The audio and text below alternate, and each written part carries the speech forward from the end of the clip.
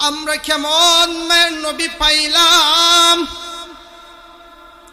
এমন এক নবী পাইলাম রে বাবা, এমন এক নবী আল্লাহ আমাদেরকে দিয়েছেন, যেই নবীর নাম শোনার পর দুরূদ পাঠ করার পর ওইটার উসিলা করে আল্লাহ আমাদেরকে মাফ করে দিতে পারেন। এমন মায়ের নবী আল্লাহ রাব্বুল আলামিন আমাদেরকে দিয়েছেন, যেই নবী রাস্তা দিয়ে হাঁটলে গাছগুলো নয়ে নয়ে সালাম দেয়। সুবহানাল্লাহ। এমন মায়ের নবী আমাদেরকে দিয়েছেন, যেই নবী রাস্তা দিয়ে হাঁটলে রোদ্রে কষ্ট দিবে বইলা মেঘ এসে ছায়া দেয়। কন্যা সুবহানাল্লাহ। এমন মায়ের নবীর উম্মত আমরা। ইরে বাবা, জঙ্গলের প্রাণীগুলো নবীরে চিনল রে, গাছগুলো নবীরে চিনল, মাছের পানির মাছগুলো ওই নবীরে চিনল, জঙ্গলার হিংস্র প্রাণীগুলো নবী যে চিনল। কিন্তু আপনি আমি ওই নবীর উম্মত হইয়া ওই নবীরে চিনতে পারলাম না। আমাদের কপাল পুঁজি পুইরা গেল রে, ওই নবীর আমরা চিনতে পারলাম না। কেমন মায়ের নবী আমাদেরকে দিয়েছেন। ও গো নবীর উম্মতরা সেখানে দল, যেই নবী না হইলা এই দুনিয়ার মানুষ হইতো না, এই দুনিয়ার গাছ হইতো না, এই দুনিয়ার আসমান জমিন কিছুই হইতো না। ওই নবীর উম্মত আপনাকে আমাকে বানাইছে, এই জন্য আল্লাহ তাআলার দরবারে শুকরিয়া আদায় করুন আলহামদুলিল্লাহ। আওয়াজ হয় নাই, যে পরিমাণ মানুষ এই পরিমাণ আওয়াজ হয় নাই। আর একটু জোরে সুরে বলেন আলহামদুলিল্লাহ। আচ্ছা, আমরা এখানে যারা আসছি আপনারা চিল্লাইতেছেন না আমি চিল্লাইতেছি? কথা বলেন, বুঝেন নাই আমার কথা? আপনারা চিল্লান না আমি চিল্লাই? তো খাইল লাগলে লাগবে আমার, তো আপনারা একটু পর পর সুবহানাল্লাহ আলহামদুলিল্লাহ বলবেন। এটাতে এত অলসতা কেন? খাইল লাগবে আমার, কিন্তু আপনাদের লাগবে কেন? তো বাবা সুবহানাল্লাহ আসলে আলহামদুলিল্লাহ আসলে জোরে সুরে বলতে পারবেন নি? কারা কারা বলবেন? দুইটা হাত তুলে আল্লাহরে দেখায় দে, আল্লাহ তুমি কবুল করো। আমিন বলেন জোরে, আরো জোরে বলেন না আমিন। ও গো নবীর উম্মতেরা হয়ে আছি দিশাহারা, কুরআন হাদিসের চলো যখন যাহা চাই মনে, কুরআন হাদিসের চলো যখন যাহা চাই মনে, নবী বিনে কে দাঁড়াবে ফুলসিরাত মিজানে। চলো চলো চলো নবী, বলেন আমার সাথে বলেন, চলো চলো চলো মুমিন চলো নবীর সন্ধানে, নবী বিনে কে দাঁড়াবে ফুলসিরাত মিজানে। চলো চলো চলো মুমিন চলো নবীর সন্ধানে, নবী বিনে কে দাঁড়াবে ফুলসিরাত মিজানে। এমন এতিম নবী আমার,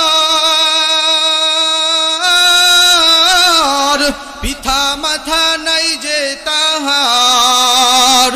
এমন এতিম নবী আমার, পিতা মাতা নাই যে তাহার। তারপরেও কত মারা মারুলো থারে দুশ্মনে, নবী বিনে কে দাঁড়াবে ফুলসিরাত মিজানে। কথা বলেন ঠিক কিনা? চলো চলো চলো মুমিন চলো নবীর সন্ধানে, নবী বিনে কে দাঁড়াবে ফুলসিরাত মিজানে। নবী আমার জীবন গড়ে দিনের লাগি কষ্ট করে, নবী আমার জীবন গড়ে দিনের লাগি কষ্ট করে, দান্দাত শহীদ করিলেন উহুদেরই ময়দানে নবী বিনে কে দাঁড়াবে ফুলসিরাত মিজানে কথা বলেন ঠিক কিনা নবী বিনে কে দাঁড়াবে ফুলসিরাত মিজানে চলো চলো চলো মুমিন বলেন চলো চলো চলো মুমিন চলো নবীর সন্ধানে নবী বিনে কে দাঁড়াবে ফুলসিরাত মিজানে নবীর মায়া নাই কি তোমার কেমন দুঃখ দাও যে আমায় নবীর মায়া নাই কি তোমার কেমন দুঃখ দাও যে আমায় দুরুদ পড় স্মরণ কর দুরুদ পড় স্মরণ কর প্রথম কাটি কাফনে নবী বিনে কে দাঁড়াবে ফুলসিরাত মিজানে চলো চলো চলো মুমিন আওয়াজ দিয়ে বলেন চলো নবীর সন্ধানে নবী বিনে কে দাঁড়াবে ফুলসিরাত মিজানে ওগো নবীর উম্মতেরা হয়ে আছি দিশাহারা ওগো নবীর উম্মতেরা হয়ে আছি দিশাহারা নবী বিনে কে দাঁড়াবে ফুলসিরাত মিজানে নবী বিনে কে দাঁড়াবে ফুলসিরাত মিজানে চলো চলো চলো মুমিন চলো নবীর সন্ধানে চিল্লায় বলেন ঠিক কিনা এরে বাবা নবী বিনে কে দাঁড়াইবে আমাদেরকে সুপারিশ করার জন্য এরে পর্দার অন্তরের মা এরে যুবক ভাই বহুত হাসি ঠাট্টা করছ ও বুড়া বাবা পায়ে হাত রেখে বলে আর কোনো দিক দিয়ে মন চাই না মন দিও না কে আসলো কে বসলো এসব দেখার টাইম নাই কে চলে গেল এসব দেখার টাইম নাই তুমি নিজের নিজে নিয়ে চিন্তা করো তোমার নিজের দিকে তাকাইয়া তাকাইয়া তুমি চিন্তা করো কারণ কি কারণ রে বাবা তোমার খবরে তুমি যাইবা আমার খবরে আমি যাইব তোমার খবরে আমি যাইব না আমার খবরে তুমি যাইবা না এই জন্য নিজের নিজে নিয়ে চিন্তা করো কে আসলো কে বসলো এসব দেখার সময় নাই কে বসলো না এসব দেখার টাইম নাই নিজের নিয়ে চিন্তা করো রে বাবা রে মুসলমান ভাইরা রে আমার বন্ধু কোনো দিকে মন নাই রে বাবা নবীর আশিক শুধু জিলাপির পাগল হইলেই হয় না নবীর আশিক শুধু দাবি করলেই হয় না নবীর উম্মত আশিক নবীকে ভালোবাসি এটা বললেই দাবি করলেই হয় না নবীর আশিক কিভাবে হইতে হইবে নবীকে কারা কারা ভালোবাসতেন নবীকে কেমন ভালোবাসতেন এরে বাবাজি ওই সাহাবীদের জীবনী কি তুমি পড়ো নাই তারা নবীকে কেমন ভালোবাসতেন আমরা কেমন ভালোবাসতেছি ওই নবীজিকে ভালোবাসার মোহাব্বতের দাবি তো সকলেই করে কিন্তু তুমি আমি কেমন ভালোবাসি ওই নবীরে একটু আবু বকরের দিকে তাকিয়ে দেখি ওই আবু বকর কেমন ভালোবাসতো নবীরে ওই আবু বকরের দিকে যদি একটু যাই ওই আবু বকরের হিজরতের কাহিনী শুনলে হিজরতের ঘটনা শুনলে মুসলমানের রক্তকরণ হয়ে যায় মুসলমানের চোখ দিয়ে পানি পড়ে বাবা এই আবু বকর কেমন ছিল রে বাজান একটু বলি শোনো হিজরতের যখন সময় হইল নবী করিম সাল্লাল্লাহু আলাইহি ওয়াসাল্লাম রাতের অন্ধকারে বের হয়ে গেল কেউ নাই সাথী ছাড় সাথে কেউ নাই রে বাবা আবু বকরের দরজার সামনে গিয়ে হাজির হইল ডাক দিল একটা ডাক দিল যে আবু বকর একটা ডাক দেওয়ার সঙ্গে সঙ্গে আবু বকর বলে জি ইয়া রাসূলুল্লাহ নবীজি ডাক দিয়ে বলে রে আবু বকর তুমি কি ঘুমাও না চিল্লায় বলেন আল্লাহু আকবার ওই আবু বকরের ডাক দিয়ে বলে নবীজি আমি যে ঘুমায় যাইব, আপনি তো বহু বছর আগে আমাকে বলছিলেন, আমার কানে এলান দিয়েছিলেন যে আবু বকর আমি হিজরত করব, মক্কা ছেড়ে মদিনায় যাইব, তোমাকে হিজরতের সাথী বানাইব। ওগো নবীজি, আমি যদি ঘুমাইয়া যাই গো নবী, আপনি যদি এসে ডাক দেন, দরজার সামনে এসে নক করেন, তাহলে আমি যদি সাড়া না দিতে পারি, চতুর্দিকে দুশ্মনের ভয়, ওই দুশ্মনগুলো এসে যদি আপনাকে হত্যা করে ফেলে, ওগো নবীজি, আমি আবু বকর বেঁচে থাকতে আপনার গায়ে একটা টুকা লাগার জন্য দিব না। আল্লাহু আকবার। কেমন পাগল ছিল ওই আবু বকর, কেমন পাগল ছিল বলে, নবী গো, একদিন নয়, 2 দিন নয়, 6 মাস আমি ঘুমাই না গো নবী। দিনের বেলা যা যা করি, রাত্র যখন হইয়া যায়, এই গাঠটিটা মাথায় নিয়া দরজার সাথে কান লাগাইয়া, ওগো নবী, আমি দাঁড়াইয়া থাকি। নবী, আল্লাহর জাতের কসম, আল্লাহর জাতের কসম গো নবী, 6 মাস হয়ে গেল আমি আবু বকর ওই পাকার সাথে, ওই মাটির সাথে আমার পিঠের কোনো সম্পর্ক হয় না। চিল্লায় বলেন আল্লাহু আকবার। কেমন ছিল আবু বকরের জিন্দেগি বাবাজি? আবু বকর রাদিয়াল্লাহু তাআলা আনহু বলে, ওগো নবীজি, আমি শুধু ঘুমাই না এটা নয়, ঘরের কোণারে ছাইয়া দেখেন, এই যে আমার মেয়ে আসমা, সেও ঘুমাই না, সে আপনার জন্য প্রতিদিন নাস্তা রেডি করে, যে নবীজি যাইবে হিজরতে, কে দিবে তাকে নাস্তা, ওগো নবীজি, আমি ঘুমাই না এটা নয়, শুধু ওই যে গাছের গোড়ালির দিকে তাকায় দেখেন, আমরা হিজরতের জন্য যেই বাহনটারে আমরা রাখছি, ওই বাহনটাও ঘুমাই না। আল্লাহু আকবার। কেমন পাগল ছিল আবু বকর, কেমন পাগল ছিল নবীজির জন্য। নিজের ত্যাগ কি পরিমাণ, নিজের ভালোবাসা কি পরিমাণ ছিল নবীজির জন্য। আর আপনি আমিও নবীজির আশেক দাবি করি, আপনি আমিও উম্মত দাবি করি। কিভাবে দাবি করি বাবা? ভালোবাসার মোহাব্বত তো সকলেই বলে আমি নবীজিকে ভালোবাসি। কেমন ভালোবাসতেন তারা কেমন ভালোবাসতেন? আবু বকর যখন হিজরতের সঙ্গী হইল, হাইটা যখন যাইতেছে, যাওয়ার পথে সামনে কাবা পড়ল। নবী করিম সাল্লাল্লাহু আলাইহি ওয়াসাল্লাম 2টা চোখের পানি ছেড়ে দিয়ে ওই খাবারে বলতেছে, খাবারে,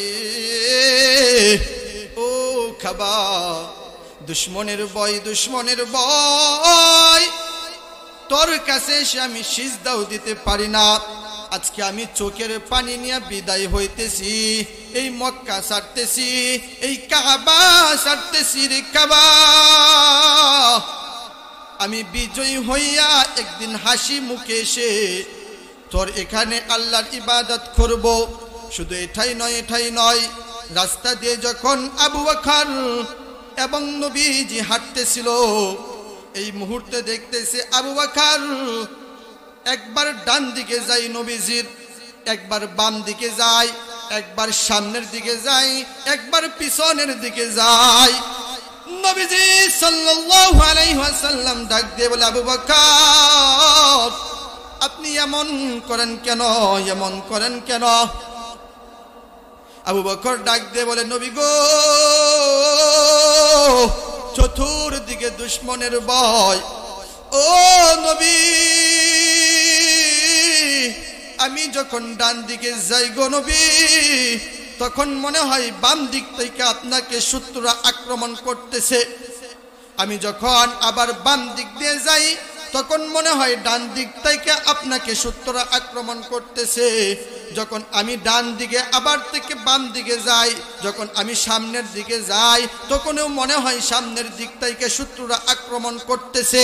এই জন্য আমি পিছনে চলে আসি। আমি যখন আবার পিছনের দিকে যাই গো নবী, মনে হয় যেন সামনের দিক থেকে আপনাকে শত্রুরা আক্রমণ করতেছে ও গো নবী। এই জন্য আমি আবু বকর কোনো দিক দিয়ে স্থির থাকতে পারি না ও গো নবীজি। আমি আবু বকর বেঁচে থাকতে আপনার গায়ে একটা তীরও লাগতে দিব না। আল্লাহু আকবার। আর জোরে বলেন না আল্লাহু আকবার। কেমন পাগল ছিল নবীজি, কেমন পাগল ছিল নবীজির জন্য আবু বকর। রে বাবা, যখন জাবালে সুর ওই পাহাড়টার নাম, ওই পাহাড়ের নিচে যাইয়া পৌঁছাইলেন, তখন নবী করিম সাল্লাল্লাহু আলাইহি ওয়াসাল্লাম ডাক দিয়ে বলেন, ও আবু বকর, আল্লাহর আদেশ এই পাহাড়ের উপরে গুহার মধ্যে থাকতে হবে। ও আবু বকর, রে বাবাজি, এই পাহাড়টা এত উঁচু, এত উঁচু, যেই পাহাড়ের উপরে যদি একজন মানুষ দাঁড়াইয়া থাকে, নিচ থেকে দেখলে মনে হবে ওইটা যেন মানুষ না, ওইটা যেন একটা কবুতরের বাচ্চা। এমন উঁচু জাবালে সুর পাহাড়টা। ওই জাবালে সুর পাহাড়ের নিচে যাইয়া নবী করিম সাল্লাল্লাহু আলাইহি ওয়াসাল্লাম হাঁটতে হাঁটতে ক্লান্ত হয়ে গেছে, আবু বকরও ক্লান্ত হয়ে গেছে। নবী করিম সাল্লাল্লাহু আলাইহি ওয়াসাল্লাম উপরে উঠার মতো নিজের শক্তি চলে যাইতেছে। আবু বকর ডাক দিয়ে বলে, নবী গো, আমি থাকতে আপনাকে কষ্ট করার জন্য দিব না। ও গো নবীজি, আপনি আমার কাঁধে উঠেন, কাঁধে উঠেন। আল্লাহু আকবার। আপনি আমার কাঁধে উঠেন, কাঁধে উঠেন। আপনাকে আমি পালকি বানাইয়া, আমি আবু বকর পালকি হইয়া আপনাকে যাত্রী বানাইয়া নিজে আপনাকে উপরে উঠায় দিব। নবীজিকে কাঁধে তুললেন। কাঁধে তোলার পর ওই জাবালে সুর, এত বড় পাহাড়টা, ওই পাহাড়ের মধ্যে আবু বকর নবীজিকে নিয়ে পৌঁছাইয়া গেলেন। যখন গুহার মাঝখানে গেলেন, আবু বকর ক্লান্ত হয় নাই, আবু বকর একটু ক্লান্ত হয় নাই। বলতেছে, নবী আপনি একা যেতে পারবেন না, আপনি ওই গুহার ভিতরে একা যেতে পারবেন না। আপনি বসেন, আমি যাব, আমি গিয়ে আরাম ডাল বানাবো, আমি গিয়ে আরামের জন্য জায়গা করব, তখন আপনি পৌঁছাইবেন। এরে বাবাজি, কেমনে বুঝাইব রে তোমারে? ও যুবক ভাই, কার জন্য পাগল হইলা, কার জন্য পাগল হইলা? ওই নবীজির দিকে তাকায় দেখো না, তোমার আমার জন্য কত কষ্ট করে গেছে। রে বাবা, ওই গুহার ভিতরে আবু বকর রাদিয়াল্লাহু তাআলা আনহু পৌঁছাইয়া গেলেন। গুহার ভিতরে ঢোকার সঙ্গে সঙ্গে আবু বকর নিজের পাগড়ি নিয়া এরকম ভাবে ঝাড়তেছে সবটা গুহাকে। ঝাড়ার পর দেখতেছে ওই গুহার ভিতরে অনেক গর্ত হয়ে গেছে, অনেক গর্ত, একটা একটা গর্ত। আবু বকর পাগড়ি ছিঁড়ে ছিঁড়ে একটা একটা গর্ত বন্ধ করতে শুরু করে দিল। আল্লাহু আকবার। একটা একটা গর্ত যখন বন্ধ করা শুরু করে দিল, দেখতেছে পাগড়িও শেষ, সমস্ত গর্ত বন্ধ করাও শেষ, কিন্তু একটা গর্ত এখনো বাকি আছে। ওই গর্ত বন্ধ করার মতো আবু বকরের কাছে কোনো কাপড় ছিল না। আবু বকর কি করলেন? আবু বকর নিজের পায়ের নিজের ডান পাটা বিছায় দিলেন। আল্লাহু আকবার কন্যা। নিজের ডান পাটা বিছায় দিলেন। বিছায় দেওয়ার পর নিজের বুড়ো আঙ্গুলটা ওই গর্তের ভিতরে ঢুকাইয়া দিলেন। আল্লাহু আকবার। ওই গর্তের ভিতরে আবু বকর রাদিয়াল্লাহু তাআলা আনহু নিজের পায়ের আঙ্গুল ঢুকায় দিলেন। ঢুকানোর সঙ্গে সঙ্গে ডান পা উরাটটা বিছায় দিছেন।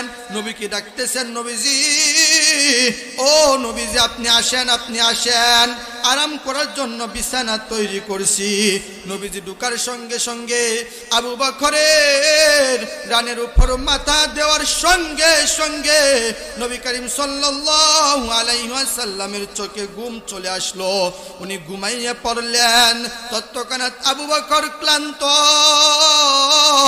ওই আবু বকর নবীজির চেহারার দিকে চাইয়া দেখতেছেন, নবীজিকে যেন পাহারা দিতেছেন, নবীজির জিয়ারত যেন উনি করতেছেন।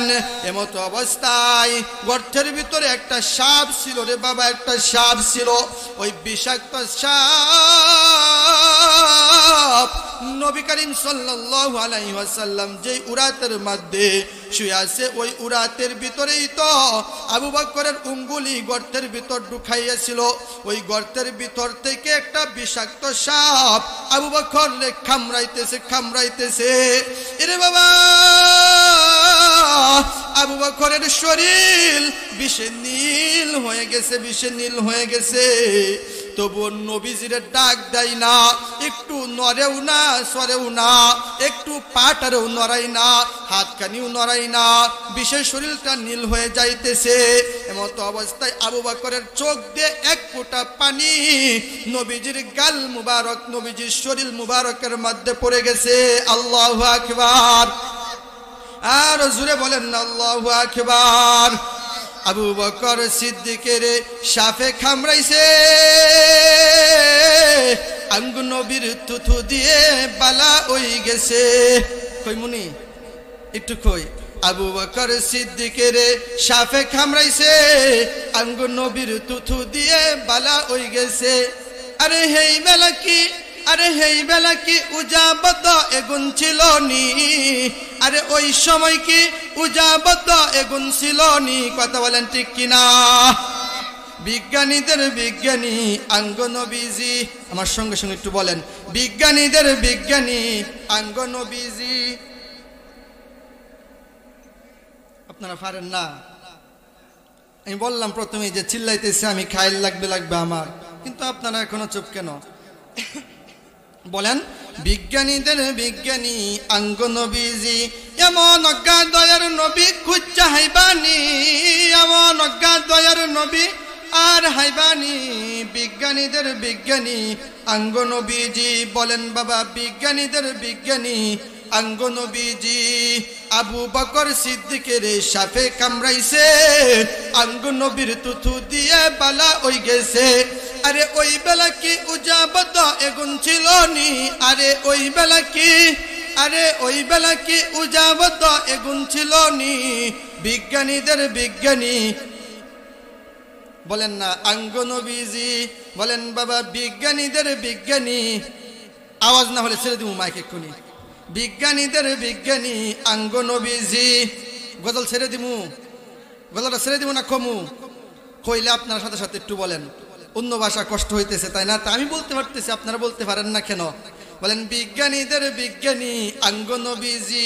এমন অজ্ঞা দয়ার নবী খুঁজা হাইবানি, এমন অজ্ঞা দয়ার নবী আর হাইবানি। বিজ্ঞানীদের বিজ্ঞানী আঙ্গ নবীজি। বিজ্ঞানীরা রকেট যুগে চাঁদের দেশে যায়। কথা বলেন ঠিক কিনা? আমগো নবী রকেট ছাড়াই মেরাজ শরীফ যায়, ঠিক কিনা? বিজ্ঞানীরা রকেট যুগে চাঁদের দেশে যায়, আমগো নবী রকেট ছাড়াই মেরাজ শরীফ যায়। আরে এই বেলা কি রকেট বিমান এগুন ছিল নি? আরে ওই বেলা কি রকেট বিমান এগুন ছিল নি? বলেন বাবা, বিজ্ঞানীদের বিজ্ঞানী। আওয়াজ নাই, মানুষই নাই। বিজ্ঞানীদের বিজ্ঞানী আঙ্গ নবীজি। এমন অজ্ঞা দয়ার নবী খুঁজা হাইবানি, এমন অজ্ঞা দয়ার নবী আর হাইবানি। বিজ্ঞানীদের বিজ্ঞানী আঙ্গ নবীজি। আগের যুগের মানুষের অসুখ হইলে আঙ্গ নবীর কাছে আইলে বালা হই যাইতো। চিল্লায় বলেন সুবহানাল্লাহ। আগের যুগের মানুষের অসুখ হইলে আঙ্গ নবীর কাছে আইলে বালা হই যাইতো। আরে ওই বেলা কি উজাবত এগুন ছিল নি? আরে ওই বেলা কি আরে ওই বেলা কি উজাবত এগুন ছিল নি বিজ্ঞানীদের বিজ্ঞানী আর জোরে বিজ্ঞানীদের বিজ্ঞানী এমন অজ্ঞা দয়ার নবী কুচ্চা হাইবানি এমন অজ্ঞা দয়ার নবী আর হাইবানি বিজ্ঞানীদের বিজ্ঞানী আঙ্গ নবীজি কন্যা সাল্লাল্লাহু বাবাজি সময় নাই মনে আসেনি কোথায় ছিলাম আবু বকর রাদিয়াল্লাহু তাআলা নূর পায়ে সাপে কামড়ানোর সঙ্গে সঙ্গে আবু বকরের শরীরটা বিষে নীল হয়ে গেছে আবু বকর ডাক দেয় না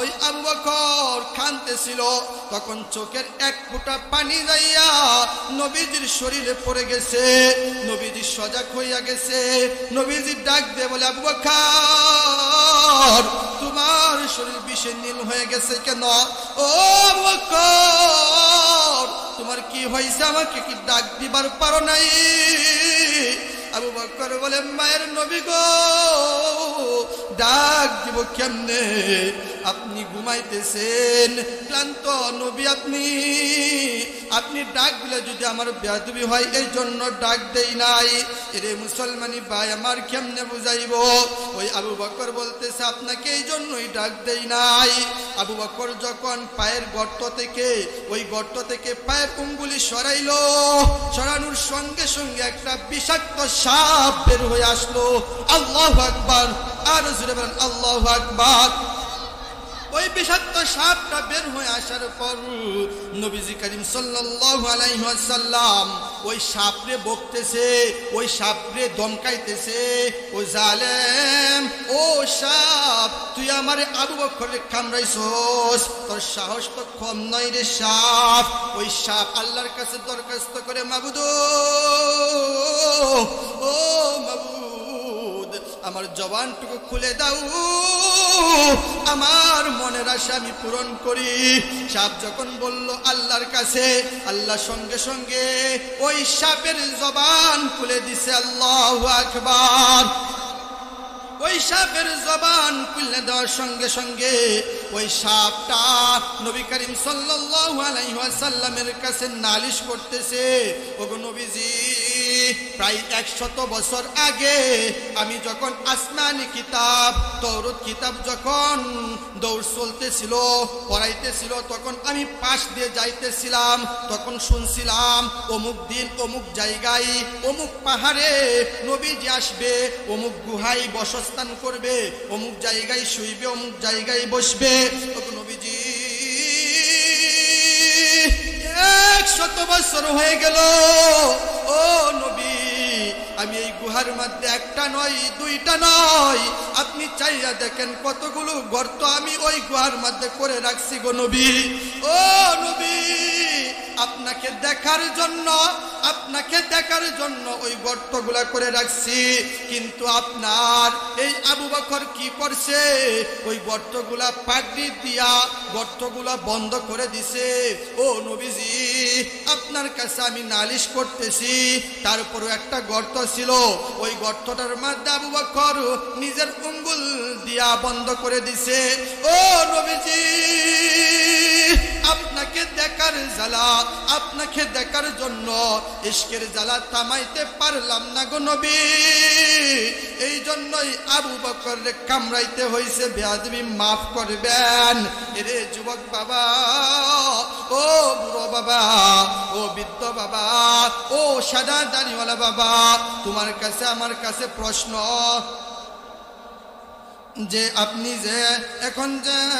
আপনি যে নবীজির আশেক হইয়া ওই সাপ যদি নবীজিরে চিনতে পারে জঙ্গলার হরিণী যদি নবীজিরে শুনতে পারে চিনতে পারে ওই জঙ্গলার হিংস্র প্রাণীগুলো যদি নবীরে চিনতে পারে একটা সাপ যদি নবীরে চিনতে পারে আপনি আমি কেমন আশেক হইলাম নবীজির উম্মত দাবি করি কিন্তু আজকে মানুষ হইয়া ওই আপনি আপনার আমার নবীকে চিনতে পারলাম না। কথা বলেন ঠিক কিনা? আজকে মানুষ হইয়া ওই নবীজিরে চিনতে পারলাম না। নবীজি আমার জন্য কি করছে, কি করে গেছে, কি রেখে গেছে, ওই নবীজিরে চিনতে পারলাম না। এরে বাবা, শুধু জিলাপির পাগল হইলেই নবীজির আশেক দাবি করা যায় না। একদল আছে শুধু জিলাপি খাই, জিলাপি খাই। কথা বলেন ঠিক কিনা? একদল আছে জিলাপির পাগল, ওরা কয় কি, আমরা নবীজির আশেক। সুন্দর করে দাবি করে আমরা নবীজির আশেক, আমরা হলাম নবীজির উম্মত, আমরা হলাম সুন্নি।